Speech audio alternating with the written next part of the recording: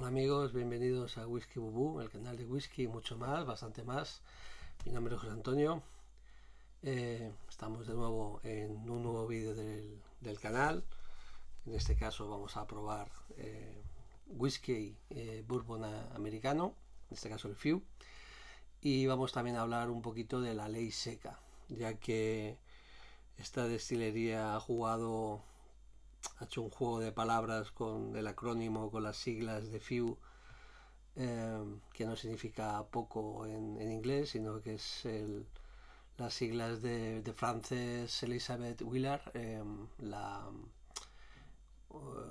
precursora, líder del movimiento por la templanza, que abogó y luchó porque se impusiera restricciones y prohibiciones al consumo del alcohol con la ley seca que vino después. Y entonces, bueno, la verdad que Polezco, el fundador de Few en Chicago, en Evanston, además en la misma ciudad de donde era Frances, bueno, es una manera, yo creo, un tanto provocativa, ¿no? de rendirle homenaje, entre comillas, a la precursora de la prohibición del consumo de alcohol.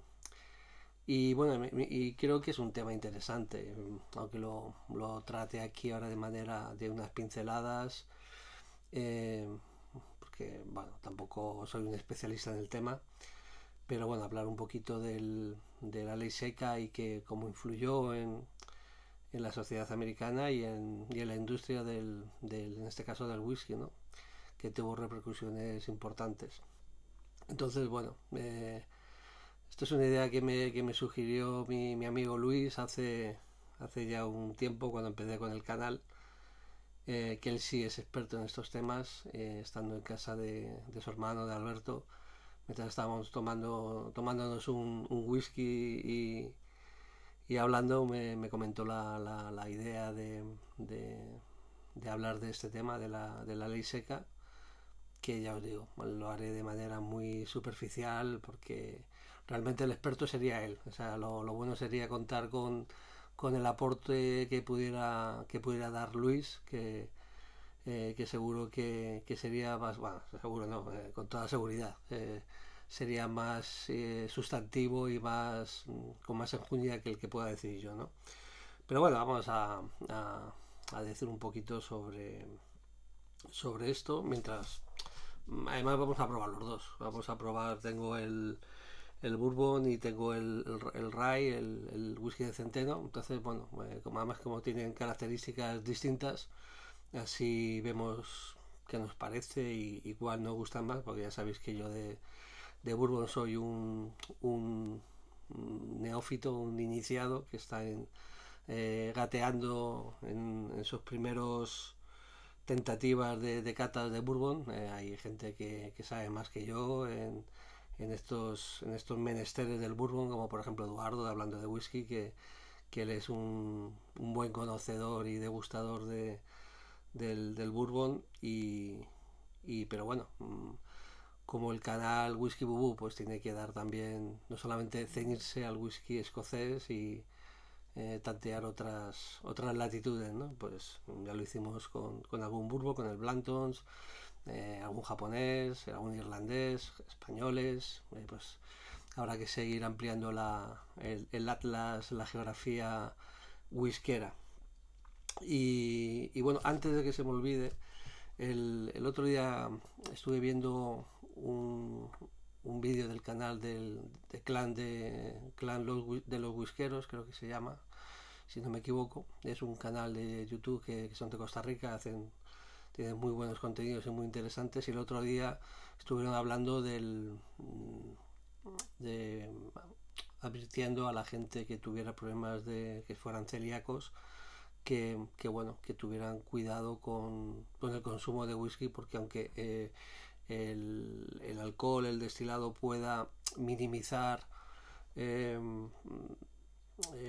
los efectos que pueda tener, porque está ya muy la cebada o los granos que se hayan destilado, pues han pasado por eso, por ese proceso.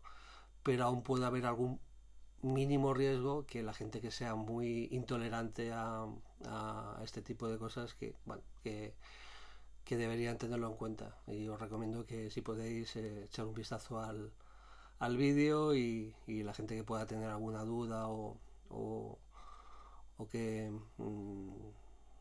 que se plantee porque pueda tener intolerancias, ¿no? Que lo mire, y ya os digo, me parece que es un tema muy interesante y que en este canal lo trataron, y yo lo recomiendo, ¿no? Que lo podáis ver.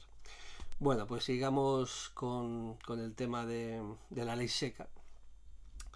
De Frances Elizabeth Willard, que no era la única, había un movimiento, esto viene dado por un caldo de cultivo social, económico, que era una bomba de relojería. Eh, Había muchas desigualdades a finales del siglo XIX, principios del siglo XX en Estados Unidos, sobre todo agravado por, por ese desequilibrio que se creó de llegada en tromba de la inmigración, y la sociedad más puritana, la anglosajona, vio amenazada su forma de vida, y luego había, pues eso, también, o sea, había un problema de xenofobia, pero también había un problema de desigualdades económicas y sociales. Y el alcohol era una válvula de escape para mucha gente. Triste válvula de escape, pero pasaba. Además, creando problemas, pues eso, familiares en el ámbito doméstico, desestructuración familiar, violencia dentro del hogar, o sea, era, como os he dicho, una bomba, una bomba. Y entonces, claro, pero, pero claro, las medidas que se tomaron, como vamos a ver luego un poquito más adelante, fueron, en fin, bastante cuestionables, y a los resultados nos tenemos que remitir. Y entonces, bueno, las precursoras fueron mujeres, que eso en principio podía ser un punto a favor, pero creo que el camino que optaron fue equivocado, porque no solamente porque las ideas podían ser muy buenas de intentar solventar una serie de problemas que había, pero el camino fue un poquito de reglones torcidos, y bastantes torcidos. Entonces, aparte de Frances Willard, Elizabeth Willard, estaba Carrie Ann Nation, que está incluso va un poquito más allá. Intentaba aplicar sus ideas restrictivas hacha en mano. O sea, además ella se definía como el bulldog, el perro bulldog que iba detrás de Jesucristo para hacer cumplir sus designios, ¿no? En fin, pues entonces había ahí una mezcla de puritanismo, de fundamentalismo religioso, de xenofobia, como hemos dicho antes, de violencia, porque si quieres mejorar las cosas, hombre, a través de la violencia, hacha en mano, de luego no es el mejor método, aunque al principio sí les fue bien, porque ese movimiento de mujeres en estampida con los hachas destrozando locales hizo efecto en el Congreso de los Estados Unidos, y al final se pudo tramitar la 18ª enmienda, que fue defendida por Andrew Volstad, y en 1920 se empezó a aplicar la ley seca, que duró hasta 1933. Pero, como os decía, o sea, a través de métodos, digamos, cuestionables, como es el uso de esas medidas eh, tan, tan cuestionables desde el punto de vista de efectividad, y sobre todo porque al final estás creando un caldo de cultivo que desembocó en lo que desembocó. Y vamos, y Volstad, cuando hizo el discurso de defensa de la ley seca, de la ley que luego llevó su nombre, pues también hay un elemento de iluminado, ¿no? Estaban en un discurso totalmente alienado. O sea, él hablaba de que una vez que se aprobara esa ley restrictiva del alcohol, pues el demonio de la bebida haría su testamento, decía, las ideas y los modales y las formas de vida iban a ser mucho más amables, eh, no habría ya desigualdades ni barrios deprimidos, no habría cárceles, no habría reformatorios, esas cárceles, esos reformatorios se convertirían en jardines, en parques y en fábricas, o sea, bueno, en fin. Eh, el camino, la verdad, bueno, también era propio del contexto de esa época, ¿no? Aunque, como vemos, parece que hay cosas que no han cambiado. O sea, hay discursos que se siguen manteniendo. Por lo tanto, yo creo que forma parte del espíritu humano, ese, ese querer ser un Savonarola o los que siguen Juego de Tronos o vieron Juego de Tronos en su momento el movimiento este del gorrión. O sea, en fin, al final yo creo que forma parte de la esencia un tanto irracional del ser humano. Pero bueno, al final se aprobó la... Y eso que había gente que proponía caminos mucho más equilibrados. Por ejemplo, Jane Addams, la trabajadora social, que luego fue premio Nobel en 1931, premio Nobel de la Paz, por defender los derechos y las condiciones de vida de la población inmigrante que llegaba a Estados Unidos. Pues también había gente que tenía otras sensibilidades mucho más pegadas al sentido común y a lo equilibrado, ¿no? Y sobre todo para combatir ese trasfondo de xenofobia que había también en la ley seca para promoverla. Además, había un espíritu de sensacionalismo, de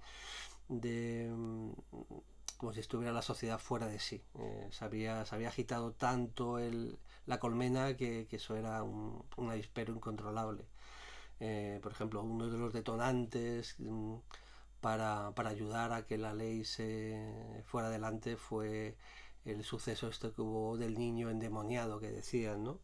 Y la prensa sensacionalista junto con el movimiento de la templanza consiguieron que eso fuera como la espoleta que hizo arrancar con más fuerza el movimiento prohibicionista, ¿no? Y el niño endemoniado, os cuento, era pues además era un inmigrante, creo que italiano, llegó borracho a su casa, su mujer que estaba embarazada la violó y el feto el niño cuando nació con malformaciones, y decían que era como si fuera que era hijo del demonio, ¿no? Incluso se hacían visitas de la gente que iba al sitio donde estaba el niño para verlo, a ver si tenía rabos, si tenía cuernos, en fin, una cosa lamentable. Pero bueno, esas cosas pasaron. Eh, y en 1920 empezó la ley seca y eran con bebidas a partir de 0,5 grados de alcohol, eran consideradas bebidas peligrosas para la salud.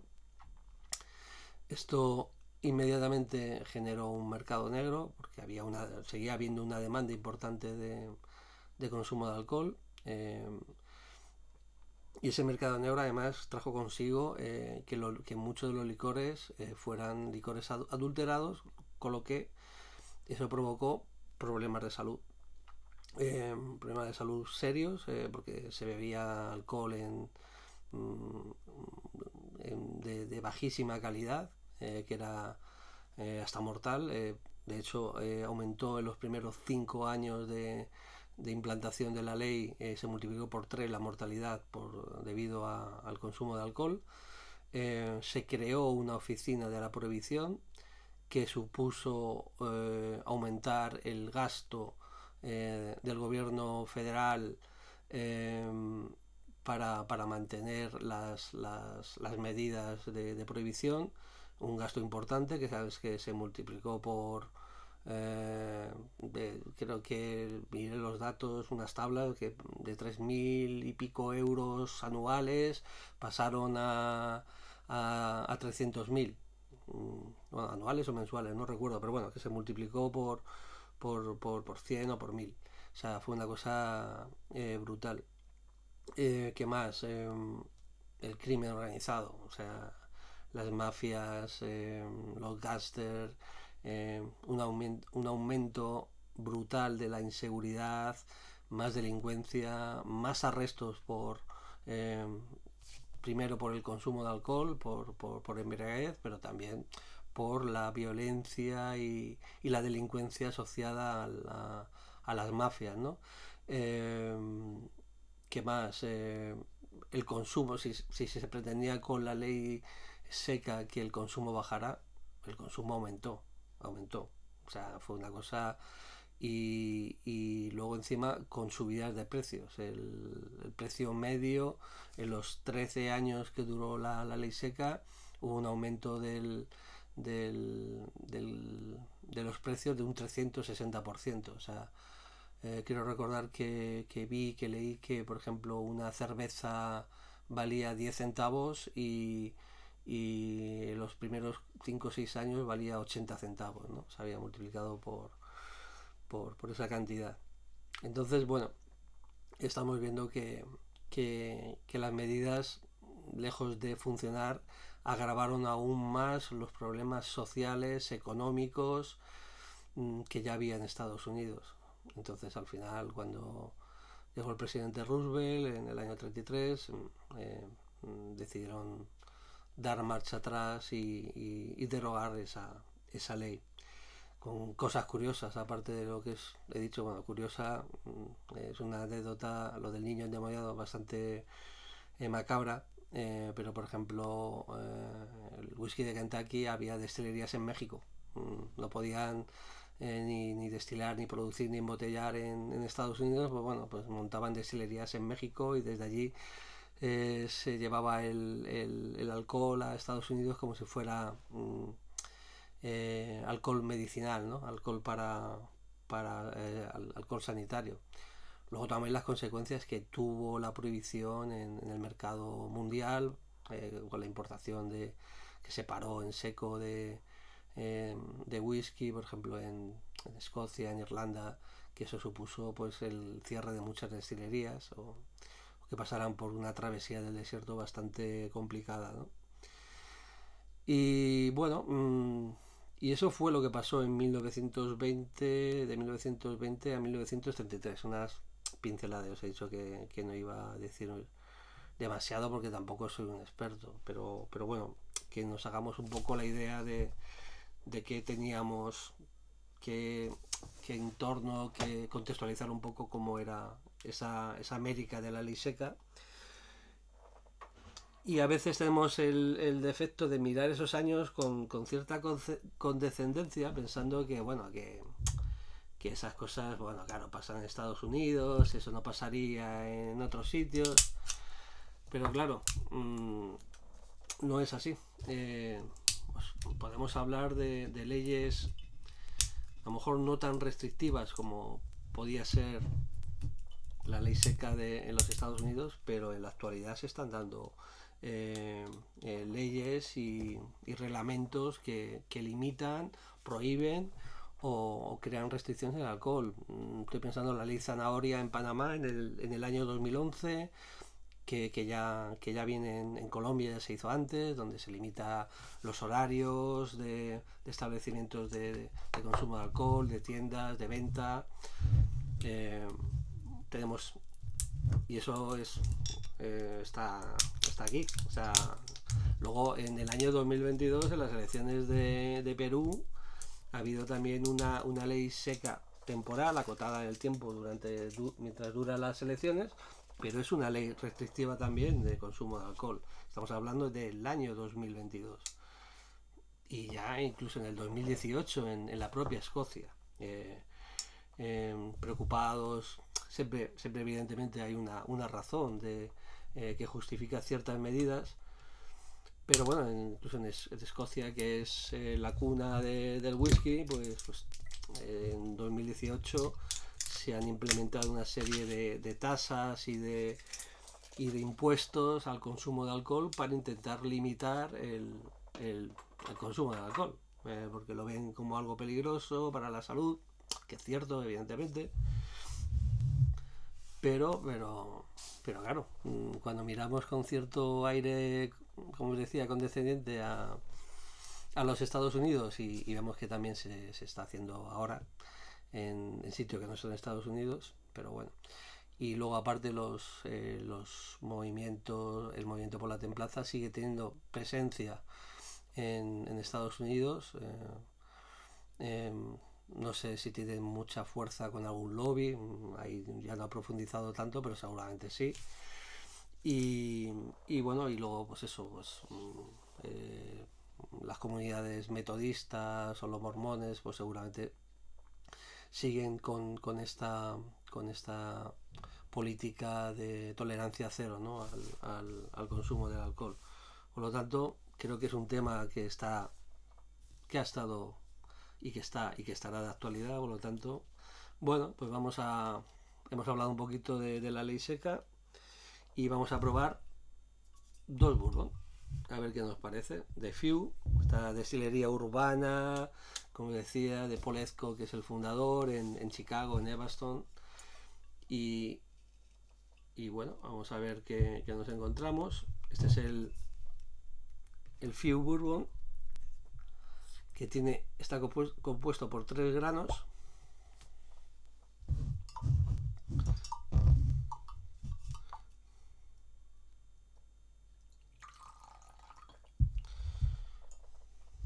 Tiene 3 granos que son maíz, por supuesto, con más del 50%, centeno y cebada malteada, para darle un cierto, suavizar un poquito lo que pueda aportar el centeno. Y luego tenemos está un poquito duro. El Few Rye, que es el de centeno y que tiene un ligero aporte de maíz. También pues para darle esa suavidad y esa dulzura. Y vamos a ver qué nos encontramos.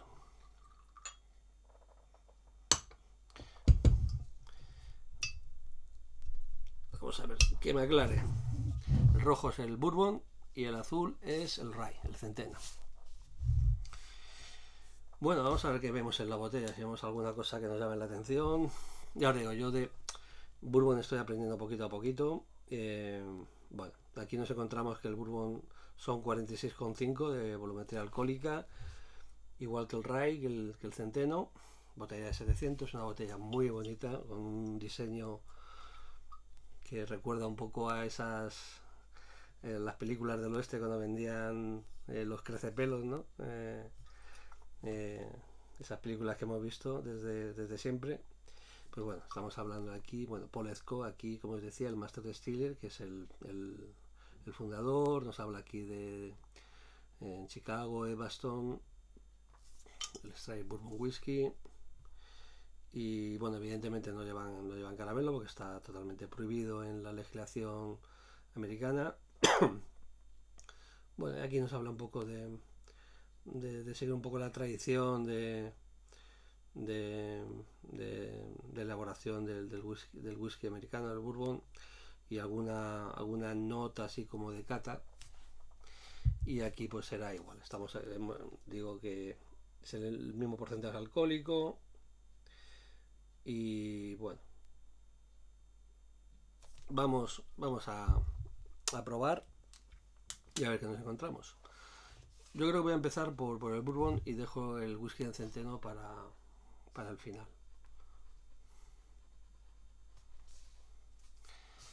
Bueno, un color ámbar muy bonito, muy intenso.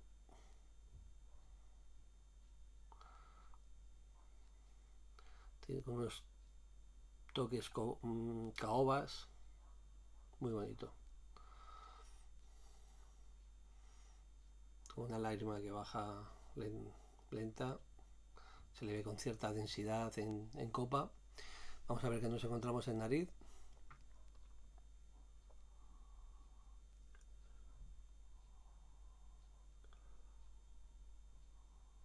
Uf, muy dulce, mucha vainilla, caramelo.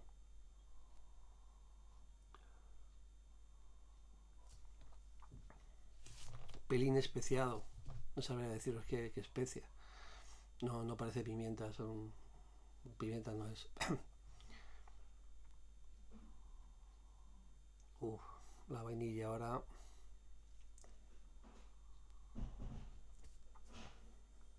Muy rico en nariz, muy rico.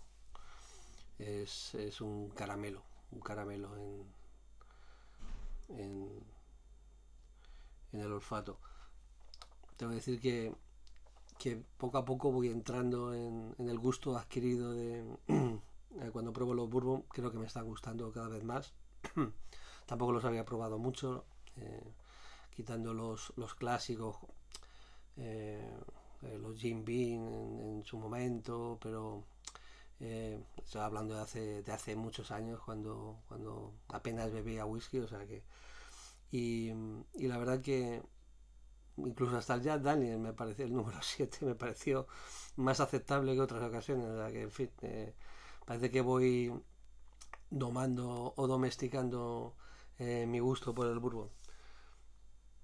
Y en este caso, en nariz, el bourbon.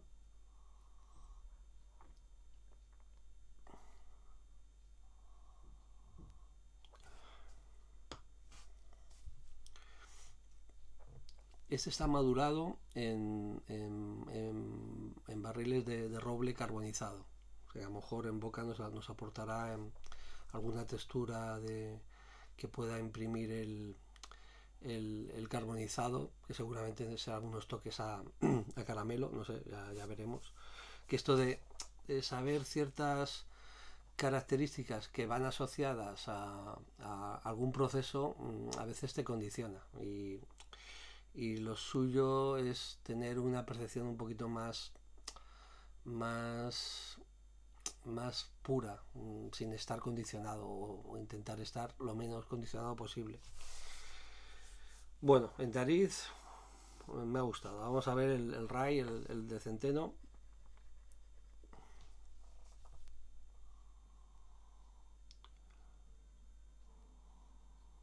Uf. Este tiene también esos toques dulces, avainillados, pero le suma que es también afrutado. Mm, como ciruelas, pero ciruelas maduras. El Rye de centeno está envejecido en barriles en barricas de roble secadas al aire.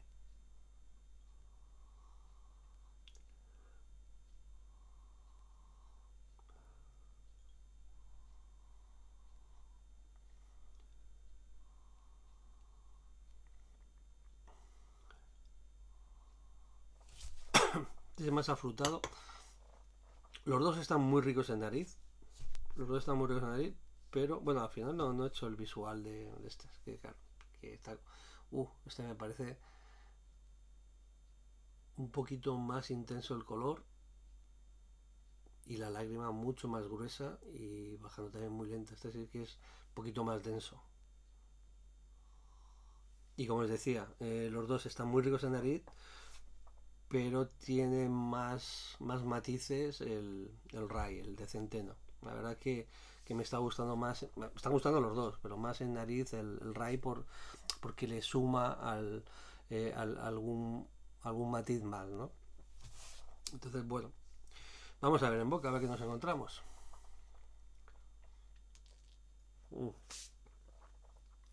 Tiro el agua. Bueno, el bourbon, el Few Bourbon. Salud amigos.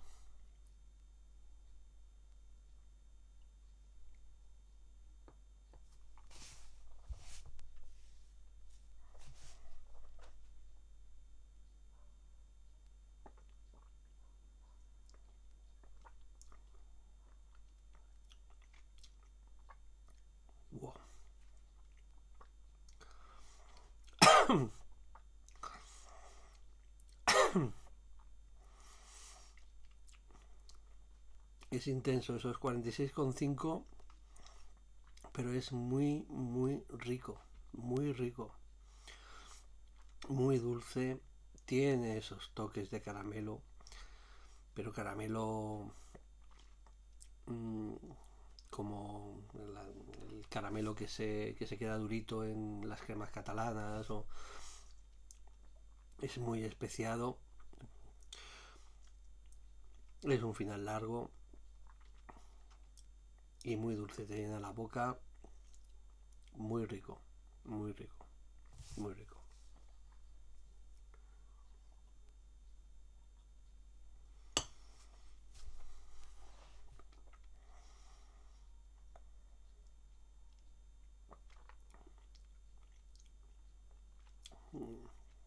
Unos toques allá madera.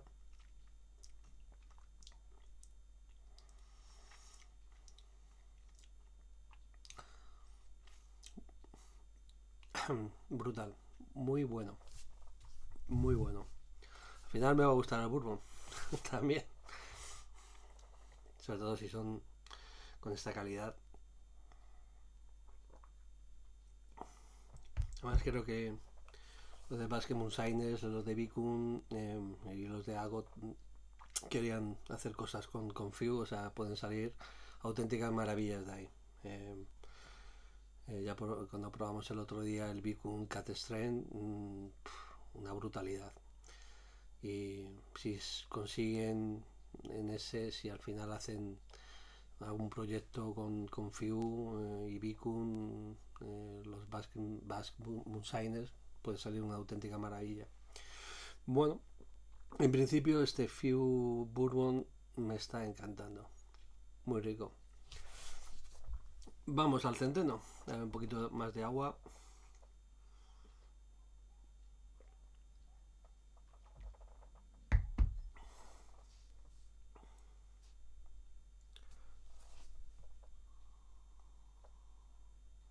Canela, ahora me vienen unos toques a canela,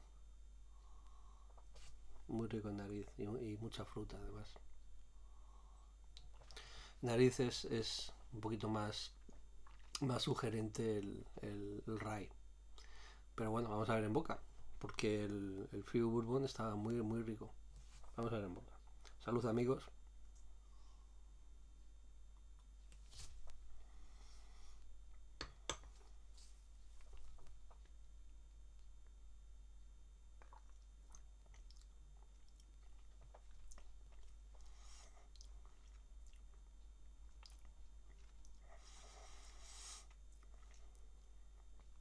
Y fijaros, me parece un poco menos dulce.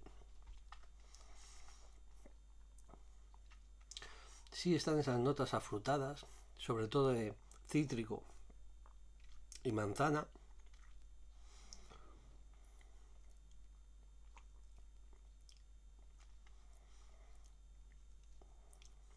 Un final largo también, muy untuoso en boca, muy especiado. Y hay un toque frutal que, aparte de la manzana, es una fruta madura.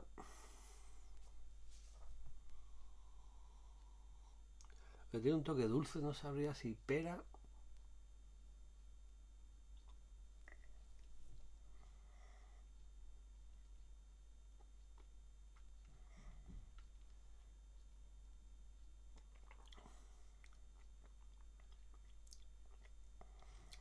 Uff, es bastante más especiado. A la punta de la lengua. Pues yo diría que es como esos plátanos maduros, que están muy maduros. Uf, qué final más largo. Uf, pues tendría dudas, ¿eh? Si busco un whisky más, a ver cómo decirlo, más equilibrado, más dulce, equilibrado desde el punto de vista de dulzor, sería el Few Bourbon. Si busco un whisky que que me aporte más chispa, el Rye. Y luego en nariz y en boca varían las percepciones. En nariz es más intenso el Rye, o sea, más intenso, tiene más notas. Y en boca tiene menos notas, pero las que tiene es intenso. Es muy chispeante, muy revoltoso, ¿no? Por decirlo de alguna manera. Y el bourbon es un pelín más con menos matices en nariz, y luego es muy equilibrado en cuanto a dulce y suave en boca, ¿no? Entonces tendría mis dudas, dependería del momento, ya os he dicho, si busco algo que quiera disfrutar de manera suave, dulce y masticándolo, el bourbon. Si busco algo de chispa, pero con esos toques frutales, pero sobre todo muy especiados y muy picantes y revoltosos, el Rye. O sea, los dos son dos matices muy distintos. Vamos a echarle un poquito de agua y a ver qué nos encontramos con agua, porque la última cata que hice me he pasado. La última cata que hice con ¿cuál fue? Sí, el Johnny Walker de 12 años, el Origin, el de Ayla. Con agua se estropeaba bastante. Tenía esas notas fecales, sulfurosas, que puede echar atrás a mucha gente. Es un hándicap en ese whisky, pero bueno. Dejemos ese paréntesis, que estamos aquí centrándonos en el bourbon, el Few, y vamos a ver qué nos dice con agua. Vamos a ver el Few Bourbon.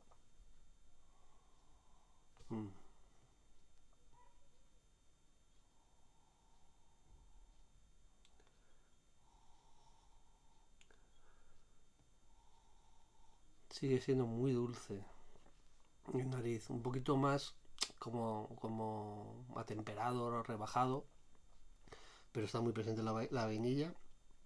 Vamos a ver en boca.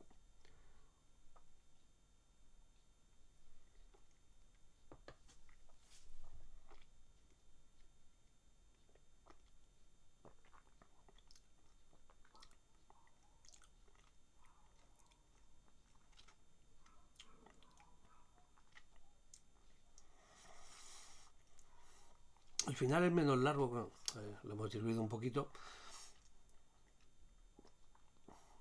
pero ganan lo especiado sobre el dulce y el caramelo. Yo creo que ha perdido, y el final sigue siendo larguísimo, con un reflujo muy importante, pero me gustaba más sin agua. Así no es que esté mal, está bien, pero me gustaba más sin agua. Tenía más te llenaba más la boca. Y vamos a ver el Rye con un poquito de agua.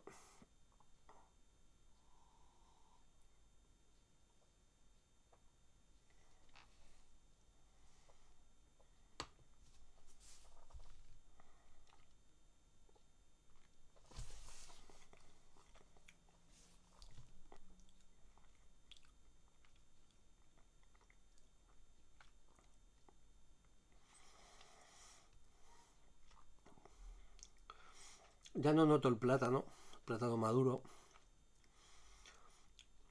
Noto las manzanas, las peras, esos toques frutales. Y el final sigue siendo larguísimo y muy especiado. Uf.